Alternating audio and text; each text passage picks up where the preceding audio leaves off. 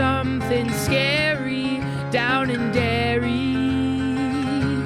Something amiss I hear is bubbling over in Dublin. That's right. Something's not following nature's usual way over in Galway. Supernatural, it's all the rage.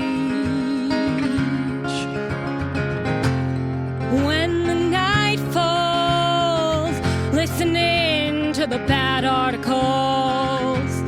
When the night falls, listening to the bad articles.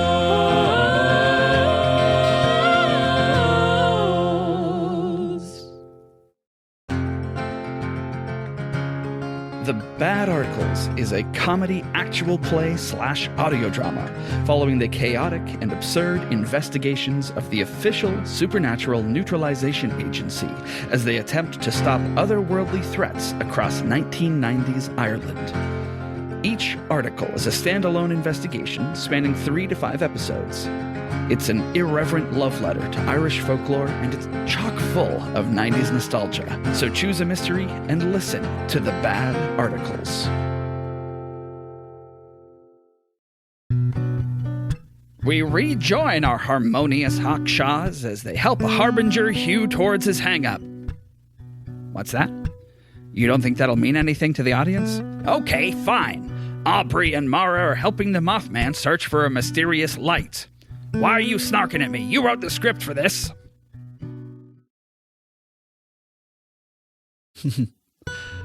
Not a long flight, maybe 5-6 minutes from the office in Claremont over to the docks in the industrial district. Just a short little jaunt to the east. About halfway out to the lighthouse, you can see it spinning off in the distance.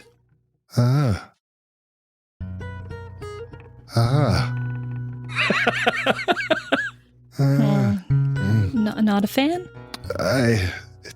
It's distracting. It's so bright. It's a little that on purpose.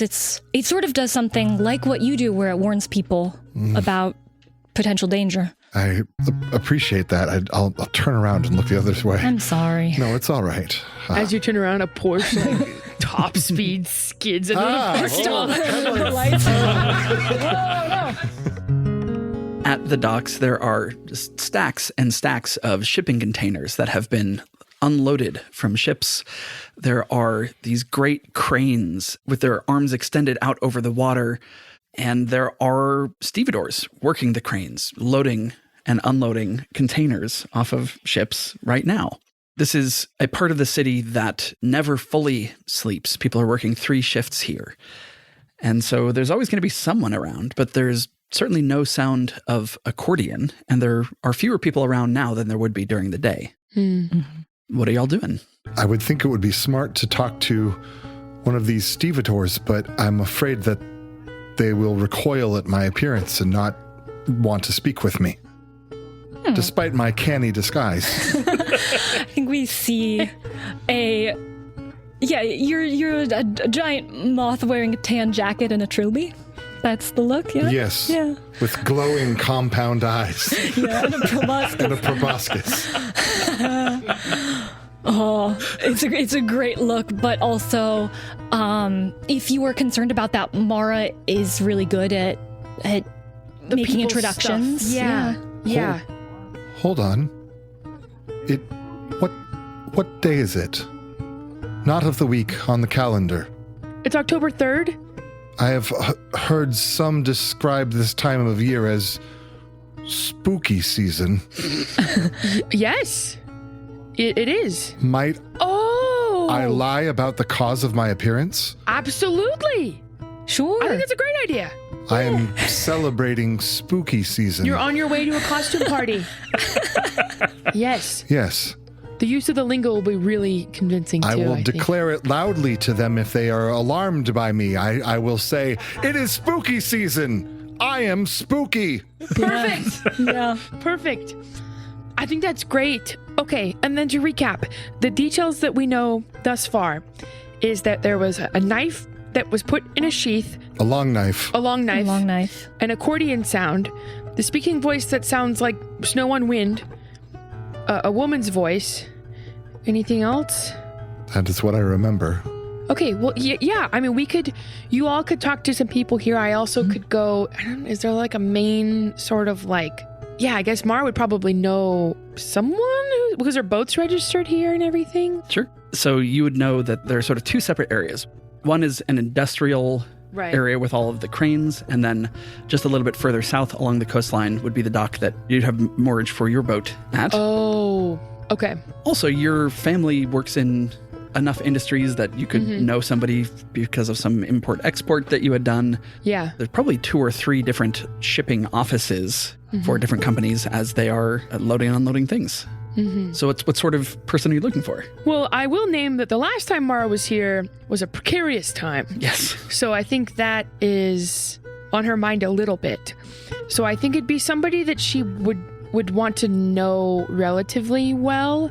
I'd like to think that maybe she has made friends with, like, if there is a shipping office, and then whoever is like the head of that regional distribution, and if that person has either an assistant or like a secretary or something outside of their like office area, that like Mara has befriended her. And like one as a means of her mother being like, you need to get in close with who's close with this person so I can control him/them. Yeah. Mara just used her charm and they're buddies, I suppose. Sure. So Mara would expect that the shipping manager would not likely be here on night shift. Sure. But Valerie's always working late. Valerie's always working late. Exactly. Yeah. Okay. So you go, you find Val. Mara! What an unexpected delight! Yeah, hi, Val, how are you? I'm sorry that you're still here. Didn't your workday end hours ago? Yeah, well, third shift called in sick. Sure. So I'm sticking around. Time and a half, can't be too mad about that. Yeah, true. I'm sorry I didn't bring any fun beverages of choice this time. I'm actually kind of here with a bit of an odd request, but I was thinking if maybe you weren't too busy, if you had time to help me with something. What can I help out with? Well, Mara kind of racks her brain for the best way to present this.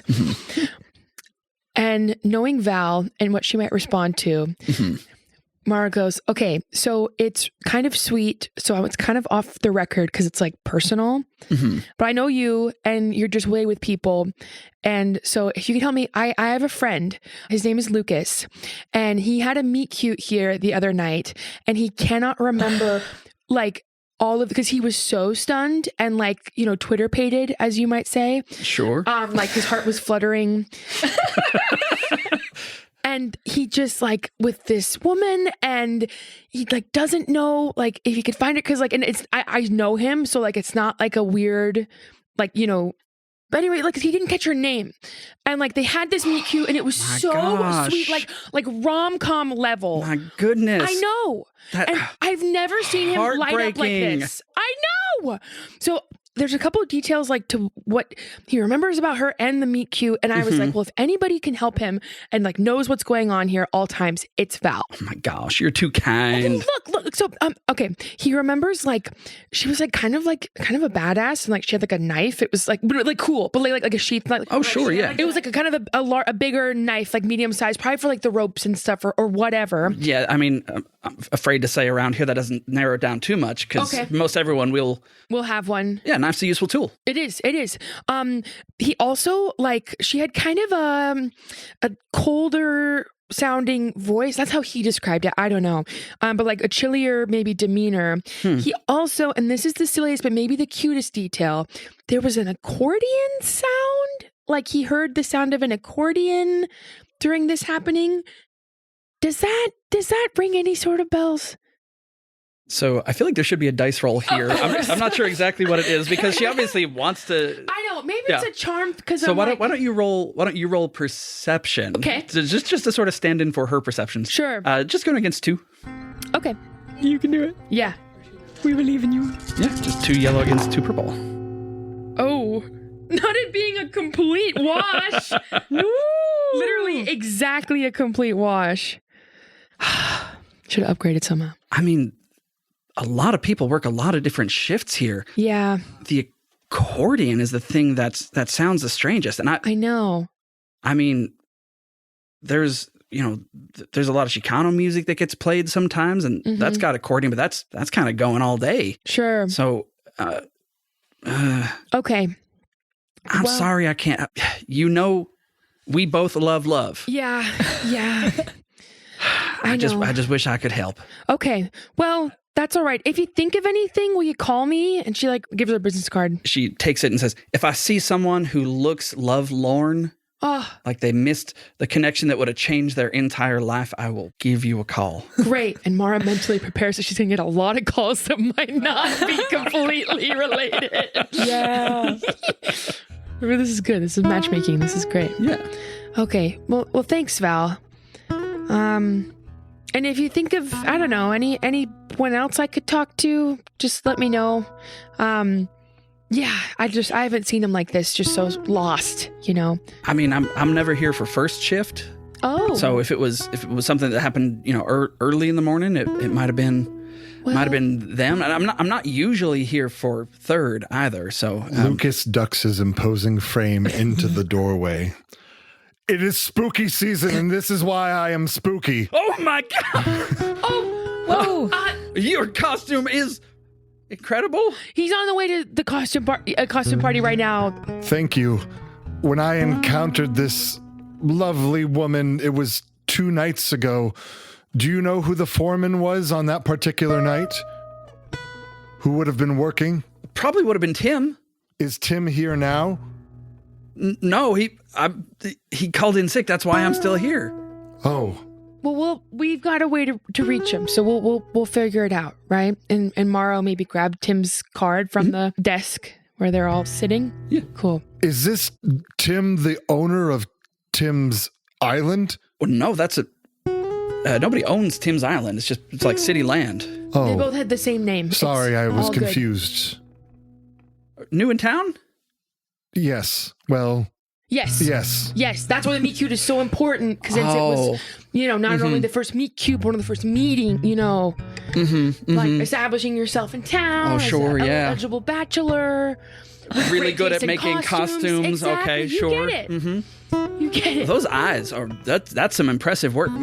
May I? And she reaches up to touch the eye. Maybe. And He swats her hand away, turns and flees out the door. he's very loyal to his meet cute crush. Maybe to a fault, but you got to respect that, right? I guess so. I don't know. Sometimes you build something up and you haven't really built a relationship yet, but you got it all built up in your mind. Loyal. Okay. Well, girl, between you and me, I get it, and that might be what's happening. I'm doing the best I can to help him out, but if it ends up being a loose end, you know that I can talk him out of it. Sure.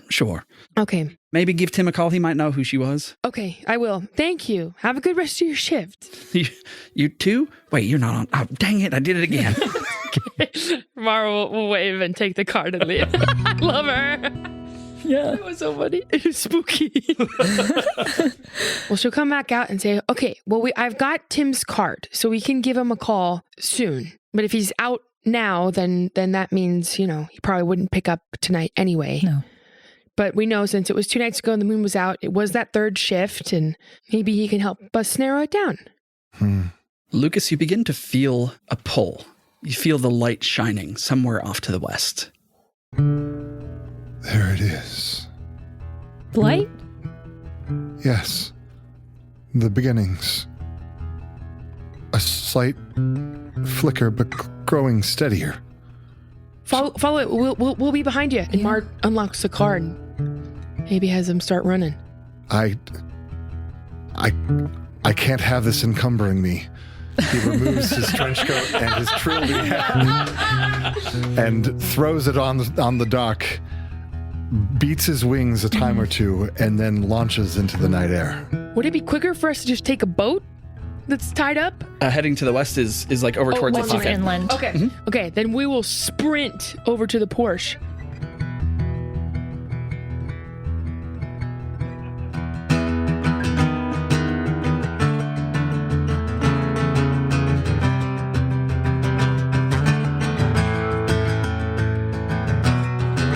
Unlock the Porsche, open up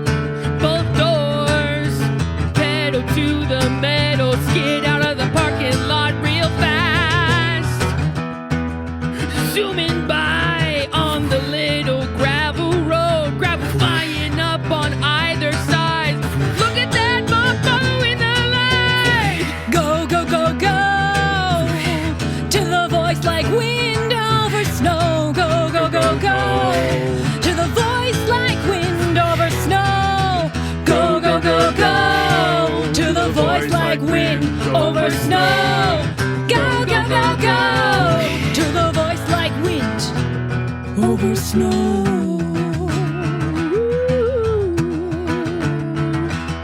Nothing can stop me when the light starts to shine. I won't finish till I finish this quest of mine. It's leading me to the west and I will fly as fast as I can. That is what I'm meant to do, for I am the Mothman. Go, go, go, go. Like the voice of wind over snow. Go, go, go, go. To the voice of wind over snow. Go, go, go, go. To the voice of wind over snow. Go, go, go, go. To the voice of the wind over snow.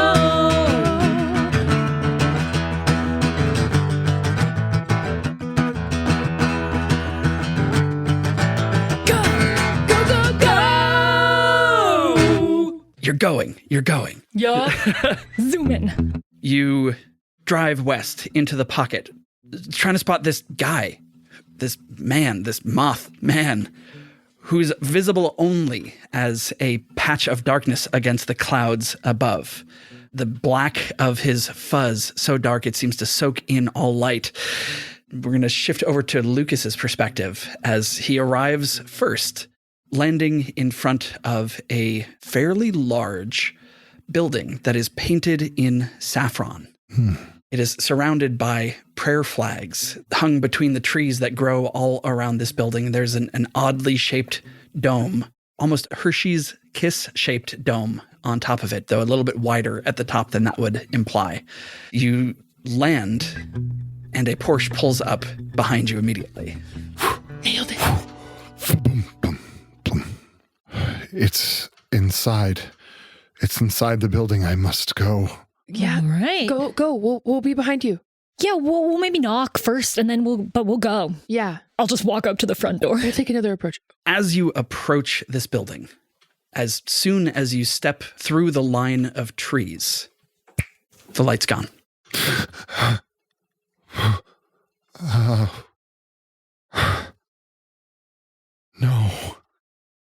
No, I saw it. It must be here. They must be here.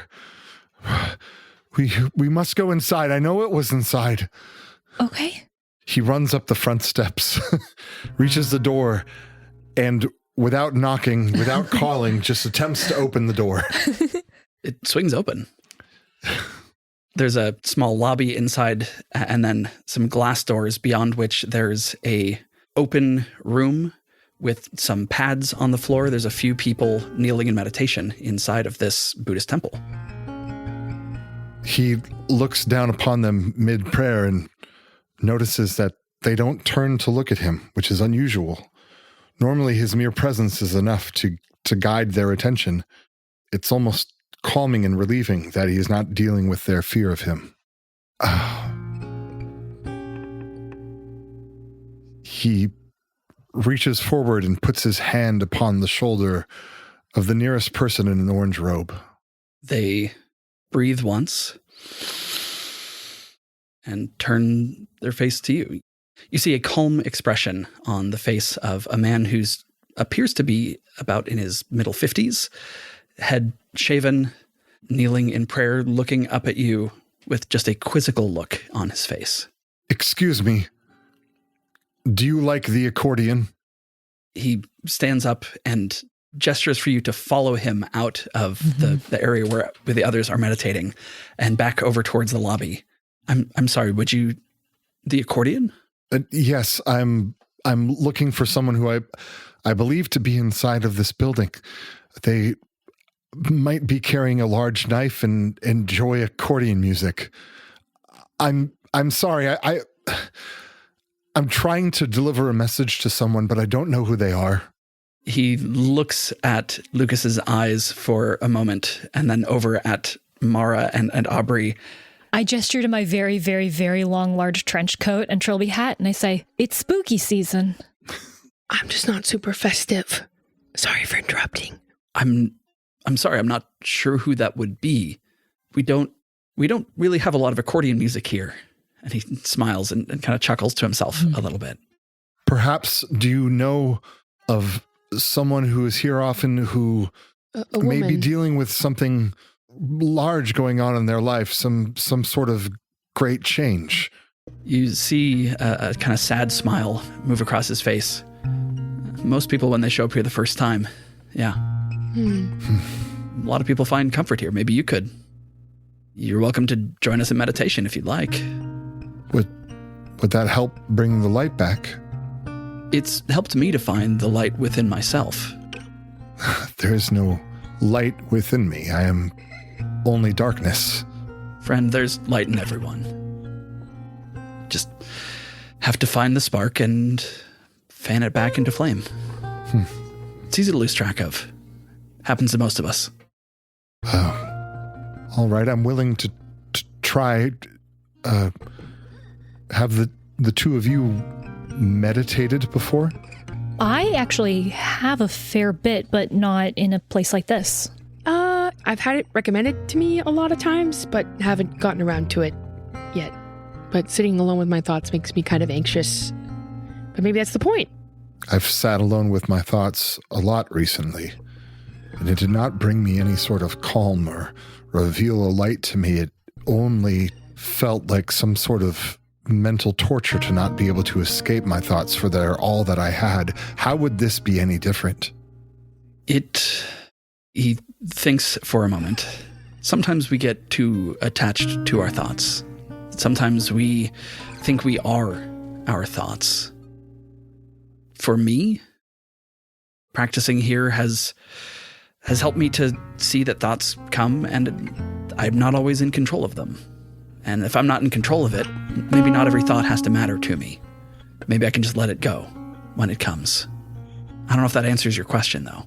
Most of my thoughts are about the light, why I can't see it or where it is or why I must find it. And to try to find it by not needing it or not wanting it, that seems the opposite of what I'm trying to do, but I've not tried that before. I suppose I can, or I can try. It's worth a try. Yeah, we'll try it if you want, with you. Should I do this here, now? Is there... There's no should. It's just, this place is here for you. That's all. If you think it would help to just sit and breathe and pay attention to what comes and goes, then you're welcome to come in and join us. All right. I'll do that now. And search my thoughts or my feelings while trying to not think about the light and see what comes. He approaches a mat upon the floor and kneels, and for the first time ever in his Mothman life, attempts to think about something other than the light.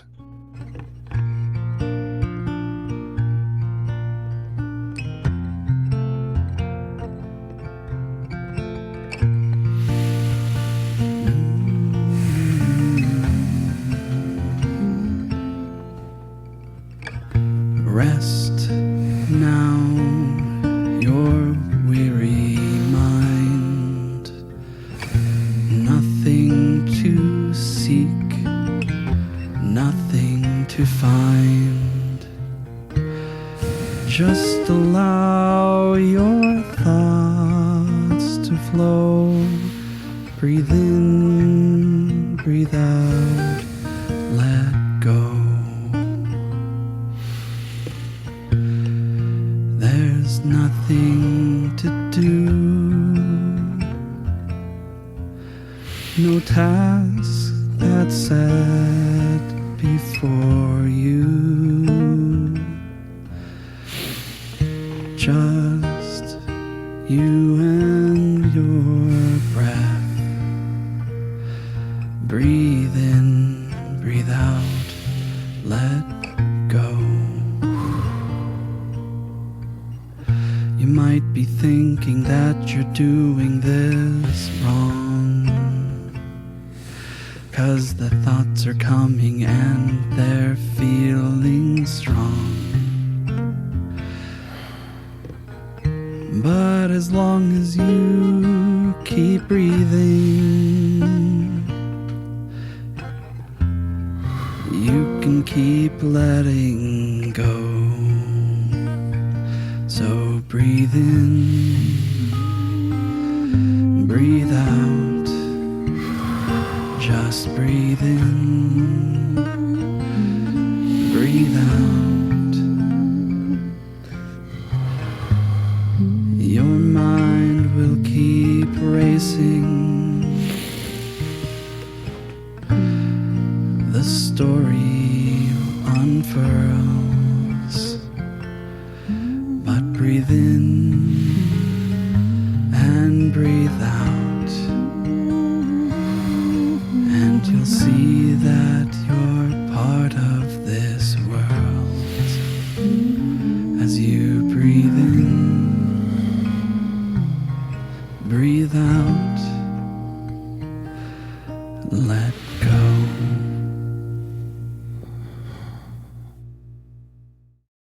Do the scare thing where you give the guitar pick to the GM. I'm going to be returning to that. I'm sure some viewers will too. Beautiful. Ooh, this one's my favorite one because it's got the weird shapes and textures. Good. Shapes and colors. I feel like an empty plate. I don't know what I'm moving towards. There is no should. I can just be. I don't know what to do with this feeling, but I feel untethered in the best way.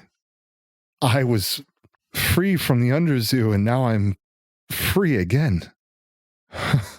The monk's head quirks at the word underzoo. Oh. I'm glad you're finding some peace. You're always welcome here, in or out of costume. Thank you so much. I don't know how to express how thankful I am. Are there any women in the room besides Aubrey and I? Yeah, there's only 4 people Okay. who are there and meditating at this point. Uh-huh. And yeah, one of them is an older woman. She have a sheath on her? She does not. She's wearing a long dress, just kind of normal street clothes. You saw coming in outside in the lobby area, kind of cubby holes for people to put their shoes and belongings. Mm-hmm. As you scan those, you see a purse, no knife. Might I use my discipline to revisit my memory Ooh. and explore it again? Yeah, so I'll say that the monk's guidance in this meditation is going to give you another blue dice as well. And once again, you're going to roll against 2 purple and a black.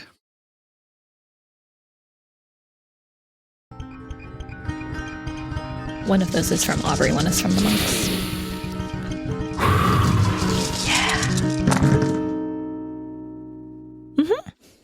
Yes. I feel the dice sorting in my brain. It's a success and 4 advantages on my dice roll. All right, so you sink back into memory. Once again, over at the docks, your perception almost flowing out from you and retracing the steps that you took from there to here, crossing back across the line of prayer flags and flying across the city, landing at the docks, walking around, once again, seeing in this memory, so many things are happening, right? There is a blinding light, a pull, a sun that you must orbit around. There, signing off on something on a clipboard, you can see long black hair hanging in a braid to the middle of her back. You get a sense of youth and vitality from her.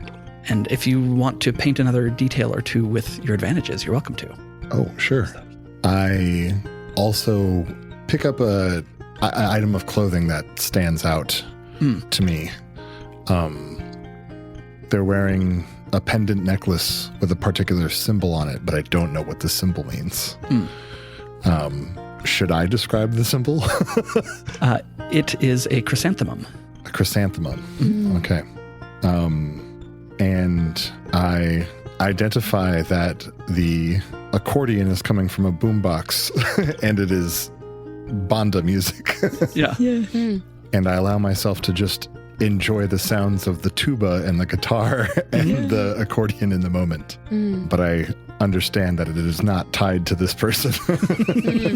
Yeah, that's what I've gotten upon this visitation of this person.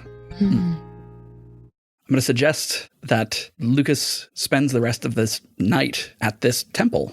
This has been so new and revealing, and the light doesn't shine for him for the rest of this night.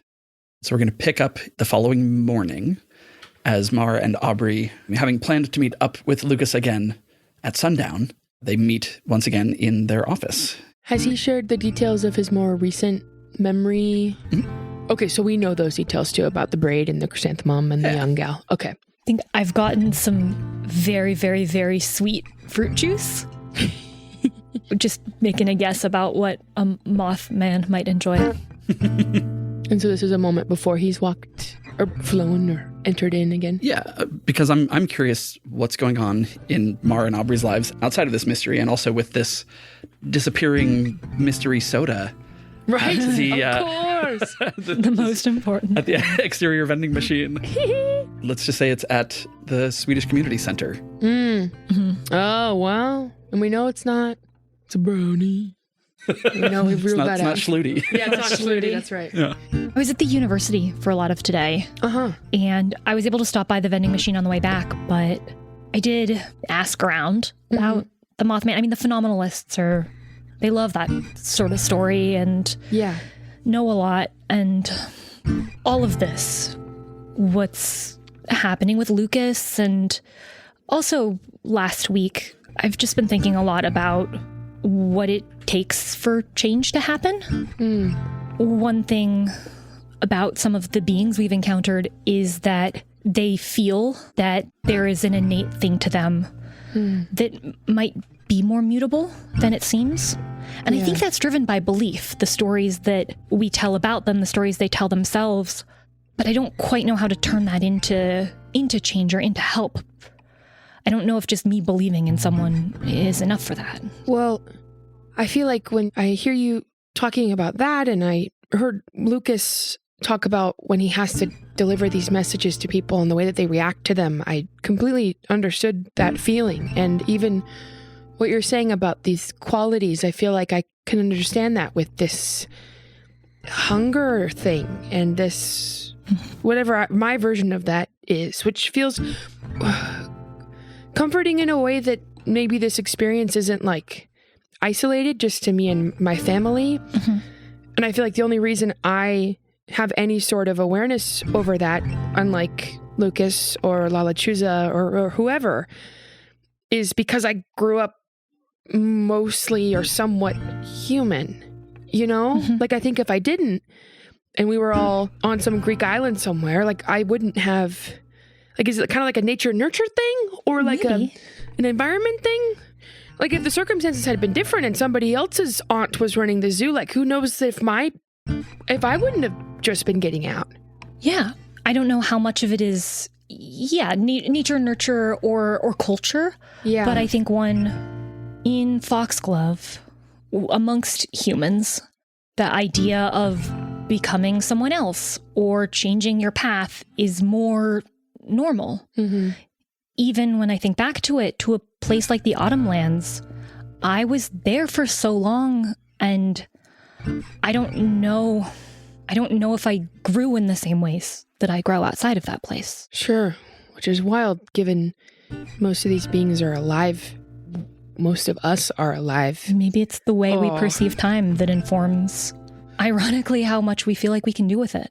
Mara will put her head in her hands and just go, I suppose. I never know whether to say them or we or us or any of this. Yeah. And like, what right do I have to be with you helping them and not being the one that is needing help? Like, what part of this makes any sort of sense? I think everything's blurrier than I think everything's blurrier than is easy, but that's probably better in the long run. Yeah, I haven't been able to stop thinking about Greystone, to be honest, too. I'm like worried about what might be going on or what's not going on. We haven't heard anything. Winter's getting closer. I'm sure that when fall turns into winter, there will be some sort of conversation to be had. Yeah. I'm glad you shot by the vending machine. I feel like I kind of hit a wall with that one. I would also love to roll to like see if I picked up anything from the grad students about the Mothman lore and like, is he a psychopomp? Like, you know, what are the patterns of the news he gives? But also, some vending machine goofs. So what roll should I make? A vending machine could be vigilance or perception. As that's just going to be, it'll be 2. Pretty average roll. Yeah. Success. No advantages or threats. The thing that you were able to witness with your own eyes was the door of the vending machine opening. A few drinks literally floating away on the wind. And heard with your own ears what you heard on this tape, which is the sound of bells ringing.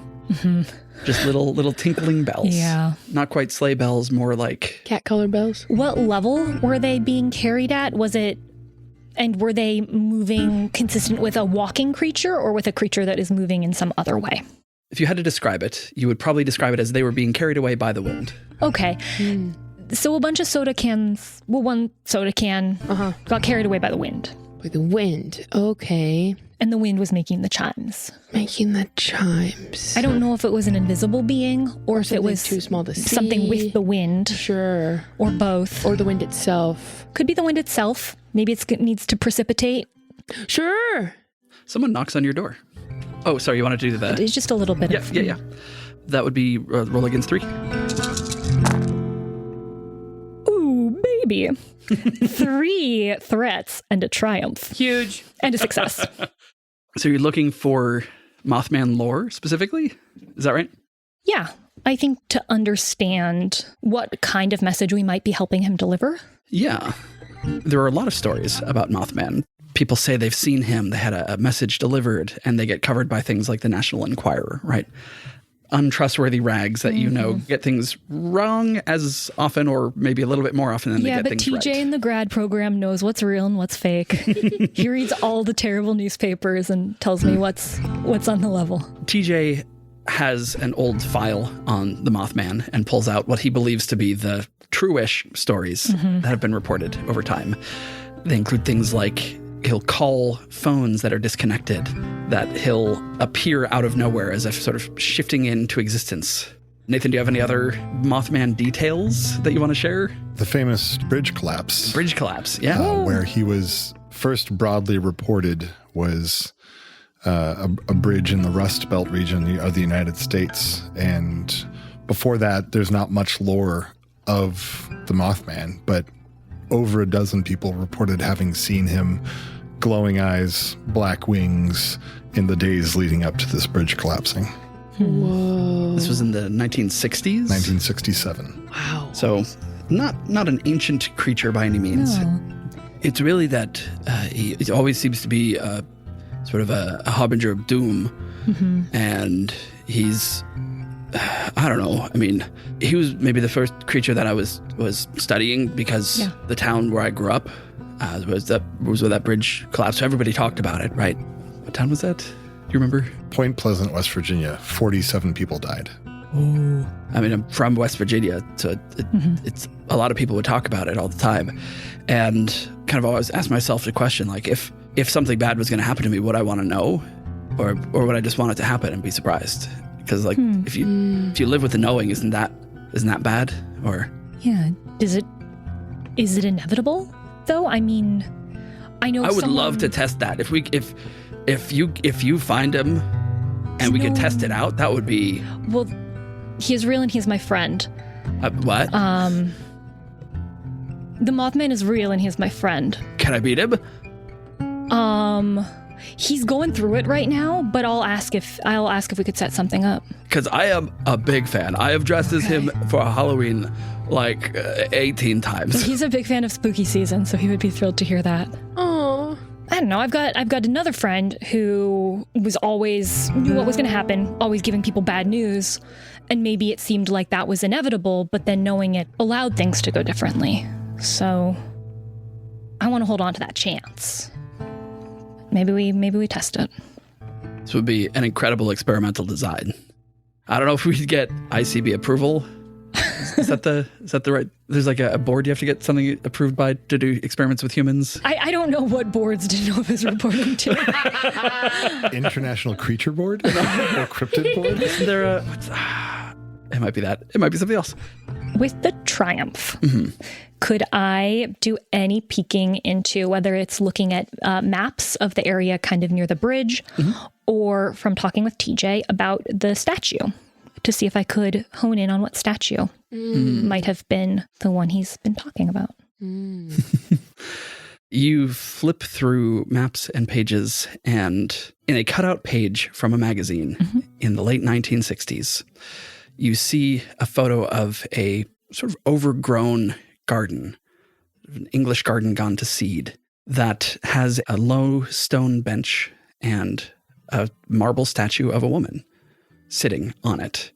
A moth just, you have to imagine, glued to her head for the sake of this photo. Okay. But also the statue looks very familiar. Really? Back in the present, I push a photocopy of the magazine cutout to Mara. And I say, have you seen this woman? Have we met this woman before? We have? Was she in the... Oh my God, no way! Yes! She's the one that almost made me give an egg! Birth an egg! That Rory saw! That almost made me egg! Right? Mara's having like a visceral reaction. No! I thought... So that's how Lucas begot Mothman, is he took her up on the deal. I guess so. Or some kind. Oh my God. Sorry, that was such a scary experience. I'm having such a visceral release of emotion right now. I wasn't sure if it was her or not, oh my God. Yeah, it looks just like her, right?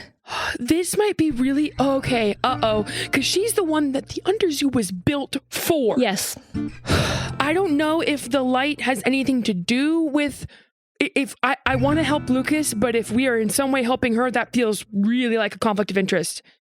I think that it seems like Lucas is already starting to find his own path, and I don't want to push him in one way or another, but if he's discovering that, I would be happy to support him in it. So do you feel like we have an obligation to this girl then? Like that she needs to know this, or are we making it worse? Like if he does find his own path and she doesn't get the warning, like is that good or bad?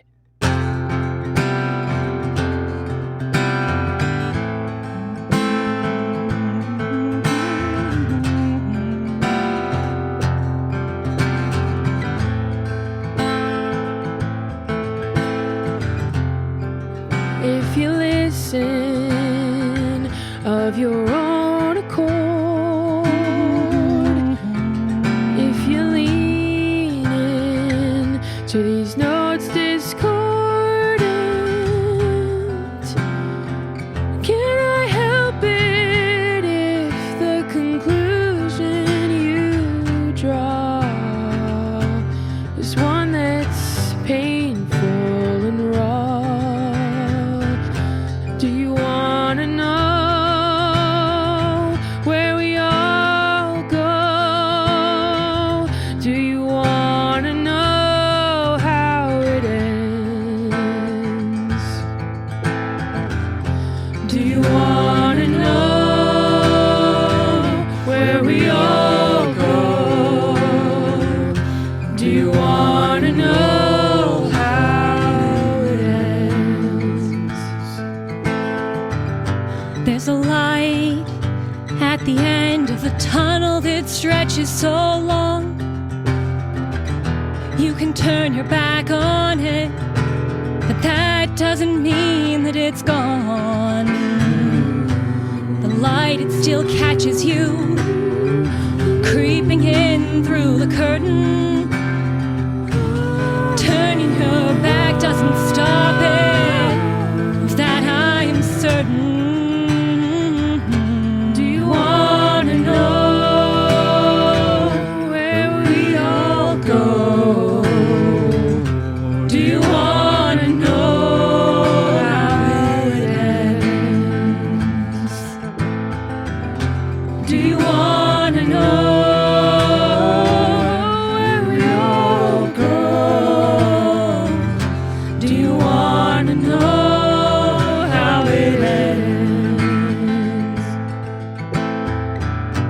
to know where it's headed, takes you in a direction you can't come back from. There might not be a safe return. You've got that knowledge, but at what cost do you have it? Will you be happy that you've learned? Do you wanna know where we all go? Do you wanna know how it ends? Do you wanna know where we all go? Do you wanna know how it ends? Oh, knock at the door. Okay. And Mara, like, Yeah. re-Mara-ifies herself, puts her shoulders back. Okay. I don't think Lucas would knock. He might. Or she just goes and opens the door. It's still a little bit before sunset. Okay. Then maybe she opens the door slower. Hello?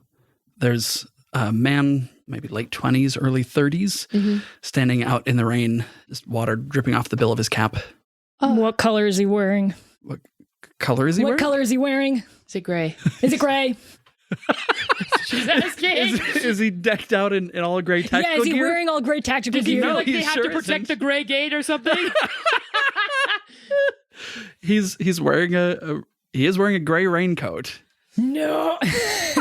Okay. Mara immediately says, "Oh, come in. Get out of the rain." Is this Snapdragon Investigations? Yeah. Snapdragon Landscaping and Investigations. Yes. How can we help you? Well, my apartment doesn't have a lot of landscaping, so That's good. it did used to have my wife in it, though. Then she's been missing a week. Oh. I can't Jeez. find her, and the authorities don't seem super interested in it. So Huh. Oh, sir, I'm so sorry. Please come sit down. What can you... Mara will silently communicate back to Aubrey. She sees eyes lighting up. Yes, it might be the same gal, but let's cool it for a second. Yeah. What can you tell us about your wife? Do you have a photo or anything? yeah, of course. And he, from his shoulder bag, pulls out a couple of photos of the two of them together. She is a East Asian woman about his age. In the photos, which are taken at their wedding, clearly a few years earlier, her hair is cut short, and they look very happy together. We've been married 4 years. Oh, I don't know, things are going pretty good, yeah. and she's just gone all of a sudden. Okay. I was trying to make her something special, surprise her for our anniversary, and it's tomorrow. Yeah. Can you tell us more about her name, where you last saw her when she went missing?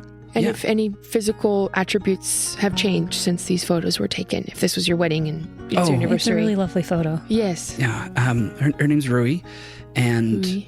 she's, gosh, last time I saw her was a week ago. She was just leaving for work after we'd had dinner, and she went down to. She works down at the docks, Okay. apprentice stevedore, and Mara silently communicates to Aubrey. Cool it. Aubrey's biting her lip too hard. Cool it. I don't know. I maybe I made her mad or something. I don't know. She just didn't come home, and her hair's a lot longer now. She usually wears it tied back in a braid. But I looked all the places that I thought she might go, and I.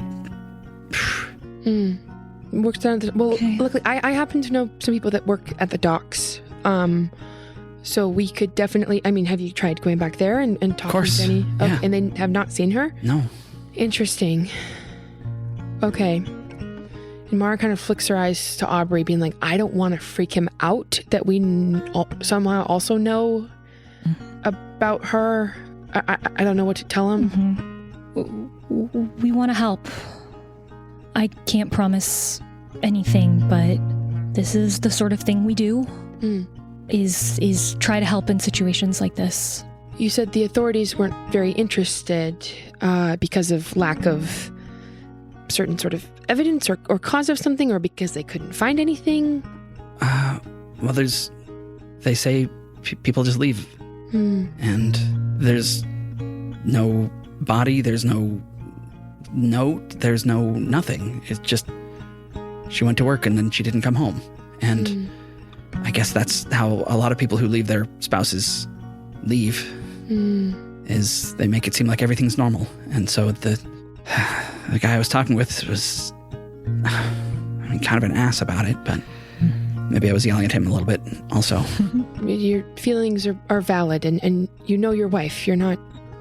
She looks at Aubrey. You're not crazy. No. My name's Aubrey. I don't know if we got Brandon. your- Brandon. Brandon, I'm Mara. If we're able to contact her, we'll do our best. Is there anything you'd want us to pass along in that case? Any message or information? Just want to know why she's not home. Yeah. You can tell her every night is brighter with her moon. And if she still cares, then she'll come back, maybe. I don't know. Well, hopefully she is okay, but it sounds like you don't know if this was an intentional. There was leaving or not. no fight. There was Yeah. We'll see what we can do. It seems like you've got some other information. I assume he's brought a little bit of information that we can collect for later and talk him through how we generally approach this sort of thing. Yeah. Maybe make him some tea. Decorative soap. Sure, for hands, but if he wants to take a bite, that's okay. No, yeah. And as the sun sets, Lucas returns and finds Brandon sitting in the office, along with Mara and Aubrey. I'm gonna go say hi to Lucas, and why don't you help Brandon get to his car? Sure. Yeah. And maybe have you tried a chili pavili? It's just downstairs. I sprint out the door and down the stairs to say hi to Lucas and check in with him while Mara helps Brandon get to his car or to the pavili, to wherever he's going, without a little open the door to Lucas moment. Oh, thank you for the hug. Wow. I haven't been hugged before. Oh. Where are we going? Why? What's going? Okay, I'll follow you over this.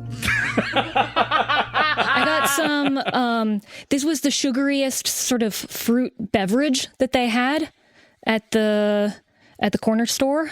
So I guess I'll try it. That I'm gonna hate editing this.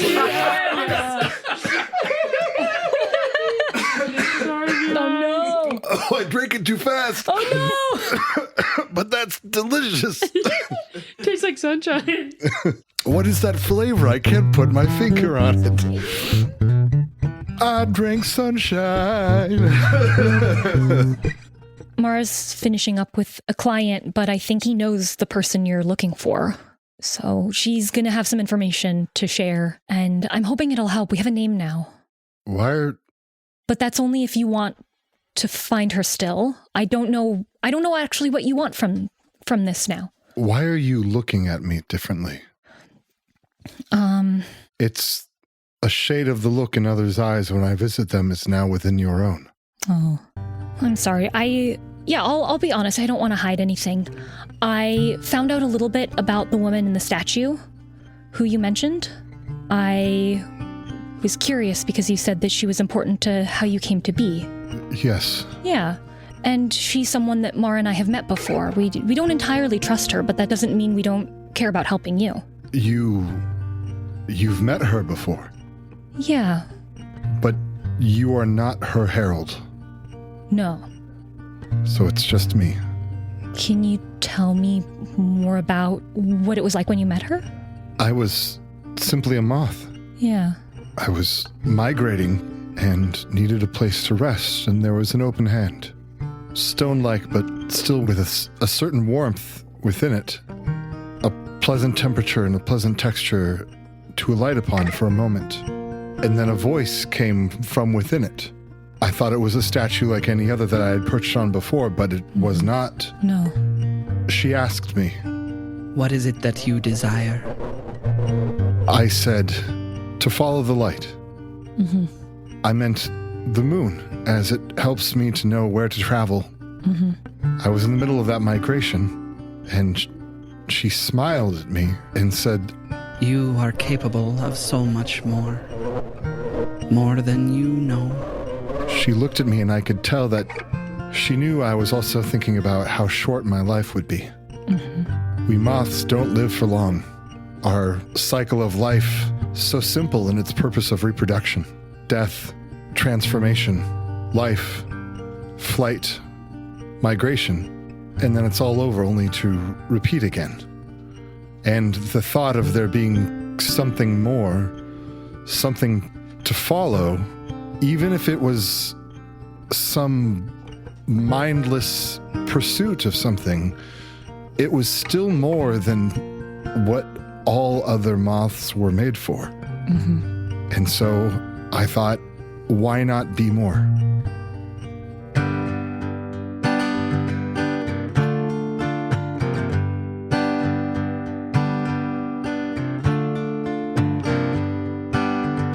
You're born, then you're transformed. Rebirth and a second life.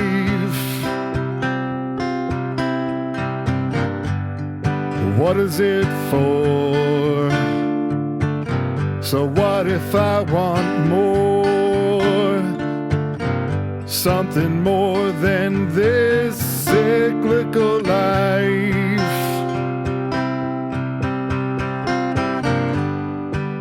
I changed. I'm not the same as what I used to be, or for that which I was designed. And I don't know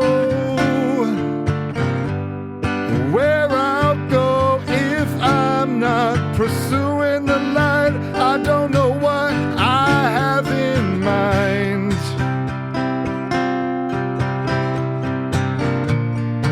Rest your body here upon my hand.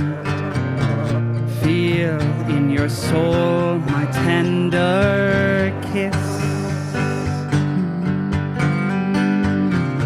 Expand your mind, your future, your possibilities. Enter now your second chrysalis.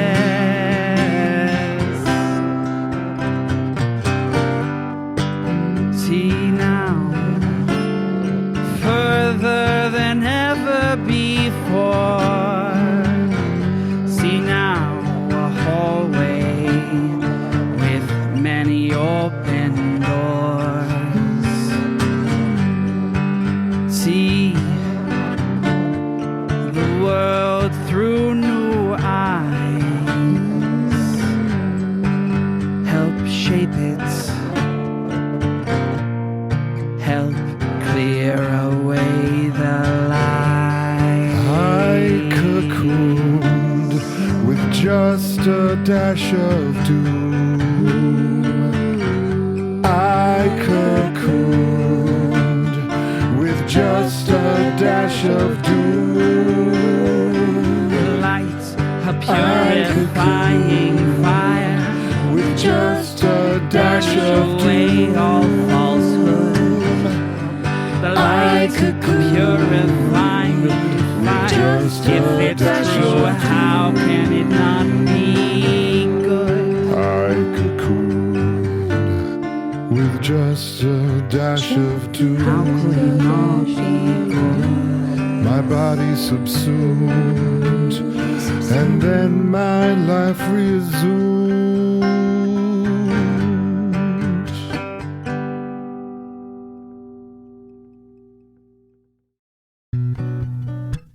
And so we learn about the Mothman's origins and meet a second client.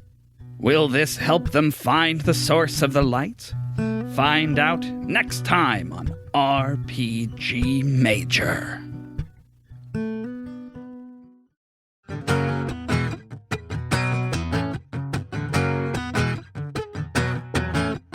Walking into the dungeon, gonna be tricked. Dum dum. Open the chest and turns out it's a mimic. Dum dum. Ooh, turn that corner, and oh my lord, dum dum, I pull out of the stone a cursed sword. Dum dum. Don't trust the mimic, don't fall for its gimmicks. We're all dum-dums and dragons. Don't trust the mimic, don't fall for its gimmicks. We're all dum-dums and dragons. Don't trust the mimic, don't fall for its gimmicks. We're all dum-dums and dragons. Don't trust the mimic, don't fall for its gimmicks. We're all dum-dums and dragons. You dummy, don't open that chest. It's blinking at you. It's winking. It's flirting with me. In Dum Dums and Dragons, professional improvisers and comedians play D&D. It's like Lord of the Rings if everyone was an idiot. With storytelling from an award-winning game designer and a cast of Second City-trained improvisers, Dum Dums and Dragons is a show that'll make you laugh and might even make you cry. The show centers around 3 zany, lovable characters. Quinny, a thief who broke out of prison by serving his full sentence. Alan, a wizard who constantly forgets that magic has consequences. And their mutual friend Butthole, a fart cleric of the goddess Moonhammer, who the other 2 think he made up. I listened to a recent episode where 2 characters went to couples therapy and really enjoyed how the DM trusted his players to drive a character development-focused session. And I dug how the players moved seamlessly between blue humor and genuine depth. No show is for everyone, but if a character being named Butthole makes you giggle, it's probably for you. So subscribe to Dum Dums and Dragons. Oh, I just lost my train of thought. Where did it go? I was.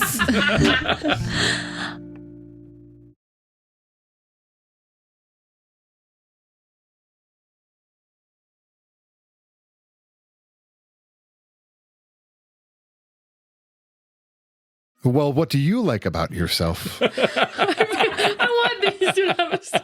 That's so sweet. Yeah, Can I go to the bathroom first? for sure. I've been hydrating so okay. Yeah. I know that my last thing was like Aubrey's character growth is that she can't befriend everyone immediately. Putting on hold. But when someone shows up so guileless, The thoughts don't go cold. I'll stay on hold. Hope this bit doesn't get that old. I'm put on hold. Every time you hit that hold line, I'll put you on hold with the rest of the on holds. We've never seen the on hold section of the library train. Maybe they just dump out all the hold slips at the end of the day. You can also place a digital hold for ebooks and audiobooks online. Even better if you return it late, the library won't give you a fine. You can hold it online, but you can't hold it close because it's not a physical thing. But when it comes in stock and you can check it out, you'll feel so happy you might sing. On hold, on hold. Pardon me, but you are now on hold. Trumpet solo.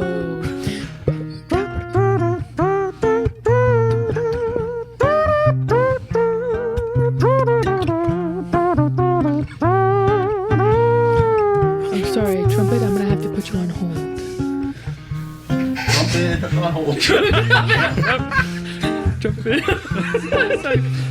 Somebody It's okay, I'll just get my accordion. Put that trumpet on hold.